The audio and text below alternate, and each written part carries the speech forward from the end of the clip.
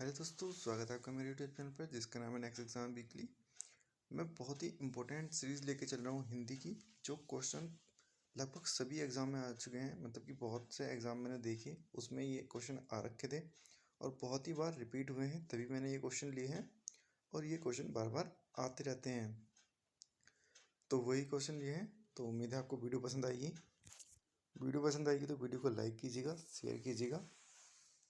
अगर आप मेरे चैनल पर पहली बार विजिट कर रहे हैं तो चैनल को सब्सक्राइब भी कर लीजिएगा। तो चलिए शुरू करते हैं फिर आज की पहला क्वेश्चन को। हिंदी भारत में हिंदी को आप किस भाषा के अंतर्गत रखेंगे? तो किसके अंदर रखी जाएगी ये? राजभाषा। राष्ट्रीय भाषा तब रखी जाती जब पूरे राष्ट्र में बोली जाती, लेकिन राजभाषा इसके अंतर्गत रखी जाती है। क्वेश्चन आया हुआ है, रिपीटेड क्वेश्चन है, तभी ये क्वेश्चन लिया है। तो याद रखिएगा, भारत में हिंदी को आप किस वर्ग में रखा जाता है? तो इसे रखा जाता है राजभाषा में। नेक्स्ट क्वेश्चन देखते हैं।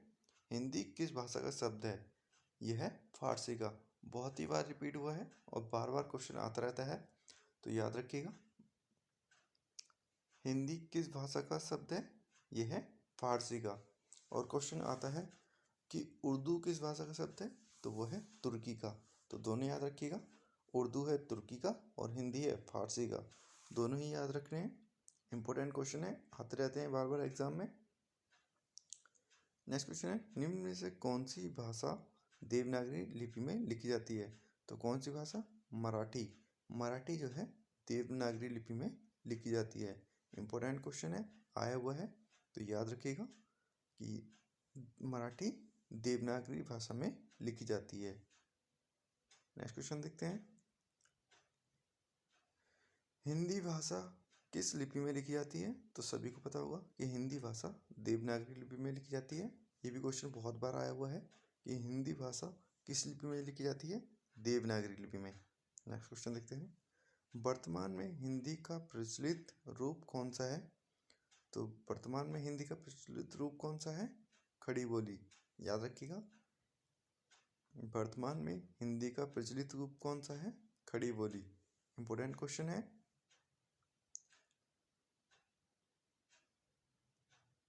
हिंदी भाषा की विभिन्न बोलियों के वर्गीकरण के आधार पर छत्तीसगढ़ी बोली किससे संबंधित है? तो छत्तीसगढ़ी बोली कौन कौन सी होती हैं? अवधी, बघेली, पूर्वी हिंदी कौन सी होती हैं? अवधी, बघेली और छत्तीसगढ़ी। ये जो होती हैं पूर्वी हिंदी होती हैं, याद रखिएगा। अवधी, बघेली, छत्तीसगढ़ी। ABC से याद रख लीजिएगा। A से अवधी, B से बघेली और C से छत्तीसगढ़ी। ये होती हैं पूर्वी हिंदी की। नेक्स्ट क्वेश्चन देखते हैं। निम्नलिखित में से कौन सी पश्चिमी हिंदी की बोली नहीं है? तो इसमें से कौन सी नहीं है? बघेली। जबकि इसमें टिक हो रखा है गलती से ब्रजभाषा, लेकिन इसका सही आंसर क्या होगा? बघेली। बघेली भाषा मैंने अभी किसमें बताई आपको? पूर्व हिंदी में। ये भाषा आती हैं कि कौन सी बोली किसकी है? पूर्वी की, पश्चिमी की, पहाड़ी या राजस्थानी। तो सभी को याद कर लीजिएगा। तो इसमें कौन सी नहीं है? वो है बघेली। बघेली किसकी है? पूर्वी हिंदी की। याद रखिएगा। भारतीय संविधान के किस अनुच्छेदों में राजभाषा संबंधी प्रावधान किए गए हैं? मोस्ट इम्पोर्टेंट क्वेश्चन है, बहुत बार रिपीट हुआ है कि कौन से अनुच्छेद में राजभाषा संबंधी प्रावधान किए गए हैं? तो वो किए गए हैं 343 से 351 तक। याद रखिएगा, बहुत इंपॉर्टेंट क्वेश्चन है और इनको पूरा याद कर लीजिएगा कि 343 में क्या है, 344 में क्या है। ये भी क्वेश्चन पूछे जाते हैं। तो लेकिन कहाँ से कहाँ तक है? 343 से 351 तक। नेक्स्ट क्वेश्चन देखते हैं। हिंदी भाषा के विकास का सही अनुक्रम निम्नलिखित में से कौन सा है? तो कौन सा है? पहली थी पाली, फिर प्राकृत, फिर अपभ्रंश, अब हो गई है हिंदी। और पाली से पुरानी कौन आएगी? संस्कृत। संस्कृत, पाली, प्राकृत, अपभ्रंश और हिंदी। याद रखिएगा, इंपॉर्टेंट क्वेश्चन है, आया हुआ है। ब्रज भाषा का उद्गम किससे माना गया है? तो ब्रज भाषा का उद्गम किससे माना गया है? सौरसैनी अपभ्रंश से। याद रखिएगा, ब्रज भाषा का उद्गम किससे माना गया है? सौरसैनी अपभ्रंश से। बहुत बार क्वेश्चन आया हुआ है, याद रखिएगा। ब्रजभाषा का उद्गम सोर्स यानी अपभ्रंश।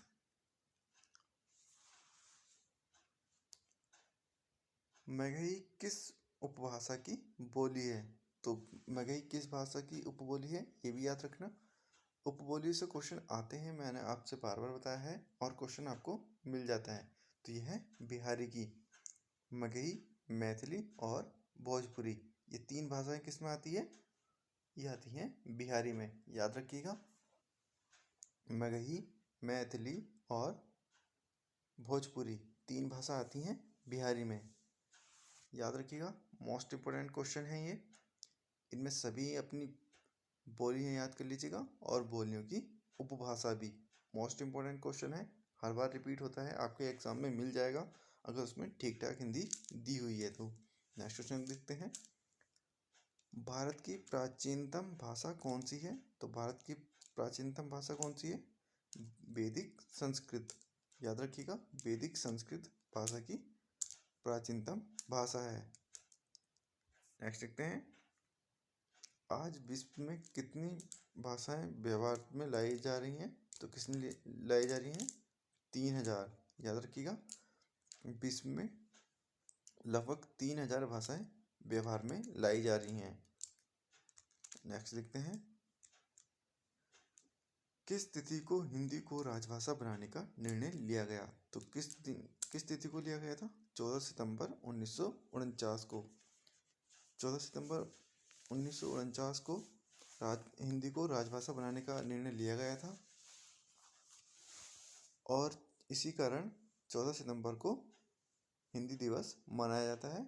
और पहला हिंदी दिवस कब मनाया गया था, ये अलग क्वेश्चन है। ये मनाया गया था 14 सितंबर 1953 में। याद रखिएगा, 1949 नहीं है उसका सही आंसर, उसका है 1953। इस दिन बस हिंदी भाषा को राजभाषा बनाने का निर्णय लिया गया था, दिवस नहीं मनाया गया था, दिवस बनाया गया था 1953 में। याद रखिएगा। नेक्स्ट क्वेश्चन देखते हैं, 1955 में गठित प्रथम राजभाषा आयोग के अध्यक्ष कौन थे? तो कौन थे? इसमें आंसर दिया नहीं गया है, यहाँ था बीजी खेर। तो बाल गंगाधर को कट करके यहाँ लिख लीजिएगा बीजी खेर। इसका सही आंसर क्या होगा? बीजी खेर। इंपॉर्टेंट क्वेश्चन है, बहुत बार आया हुआ है कि 1955 में गठित प्रथम राजभाषा आयोग के अध्यक्ष कौन थे? तो वो थे बीजी खेर। नेक्स्ट क्वेश्चन देखते हैं, वर्तमान में भारतीय संविधान की 8वीं अनुसूची में भाषाओं की संख्या कितनी है? तो कितनी है? 22 भाषाएं हैं वर्तमान के संविधान की 8वीं अनुसूची में। कितनी भाषा है? 22 भाषा है। अगर आपसे पूछता है कि 15वीं भाषा कौन सी थी, तो सिंधी थी। अगर आपसे पूछता है 14वीं भाषा कौन थी, तो वो उर्दू थी। तो याद रखिएगा सभी भाषाओं को। क्वेश्चन बहुत ही बार रिपीट हुआ है कि कौन सी अनुसूची में आता है, कभी कभी ये पूछ लेता है कि भाषाएं जो है कौन से अनुसूची में है, तो वो है 8वीं अनुसूची में। और कितनी भाषाएं हैं, तो वो हैं 22। और कितने इसमें अभी तक संशोधन हो चुके हैं, तो वो हो चुके हैं 3। एक पहला हुआ था 21वां संविधान संशोधन, फिर 71वां, और एक हुआ था 92वां। तो याद रखिएगा इन तीनों चीज़ों को। नेक्स्ट क्वेश्चन देखते हैं, हिंदी भाषा की व्युत्पत्ति निम्नलिखित में से किस भाषा से हुई है? तो किससे हुई है? अपभ्रंश से। अपभ्रंश से हिंदी भाषा की व्युत्पत्ति हुई है। याद रखिएगा, अपभ्रंश भाषा से हिंदी भाषा की व्युत्पत्ति हुई है। इंपॉर्टेंट क्वेश्चन है। नेक्स्ट क्वेश्चन देखते हैं, निम्नलिखित में से कौन सी बोली अथवा भाषा हिंदी के अंतर्गत नहीं आती? तो कौन सी भाषा हिंदी के अंतर्गत नहीं आती है? तेलुगु। इंपॉर्टेंट क्वेश्चन है, याद रखिएगा कि तेलुगु हिंदी के अंतर्गत नहीं आती है। तो ये थी आज की वीडियो। उम्मीद है आपको वीडियो पसंद आई होगी। ऐसे ही अगर आप चाहते हैं कि वीडियो और बनाऊं, तो आप कमेंट करके ज़रूर लिखिएगा, और ज़्यादा से ज़्यादा वीडियो को शेयर कीजिएगा। अगर आप पहली बार चैनल को विजिट कर रहे हैं तो चैनल को सब्सक्राइब कर लीजिएगा। धन्यवाद।